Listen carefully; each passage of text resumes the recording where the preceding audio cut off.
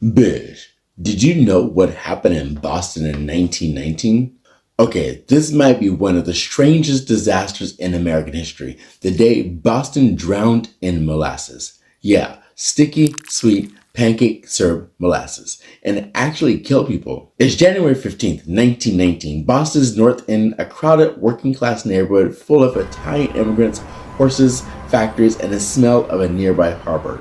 And in the middle of it all, there's this massive steel tank, 50 feet tall, 90 feet wide, filled with over 2 million gallons of molasses, owned by the Purity Distilling Company. They used it to make industrial alcohol, which was super profitable at the time, especially because Prohibition was right around the corner. But here's the problem. That tank, it was a total disaster waiting to happen. It leaked constantly. It leaked so much kids in the neighborhood would even scoop up molasses that dripped down the sides.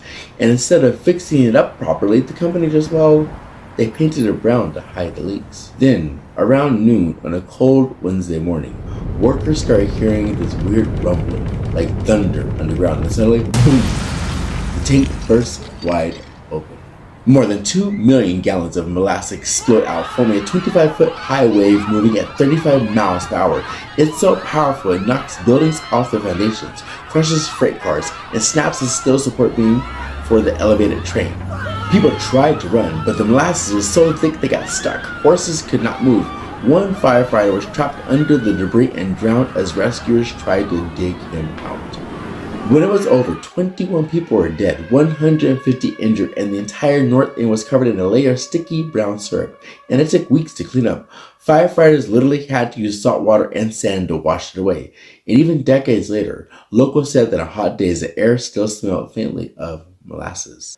The investigation that followed revealed just how careless the company had been. The steel walls were too thin, they never tested, and the tank had been rushed to use before safety checks were even done. When warm molasses was pumped into that cold tank that winter day, the pressure built up until it simply couldn't take anymore.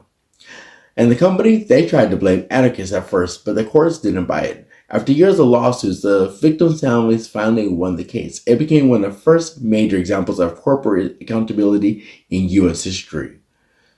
So, yeah, it sounds funny now, the idea of a city drowned in molasses, but it was a deadly reminder of what happens when greed and negligence mix.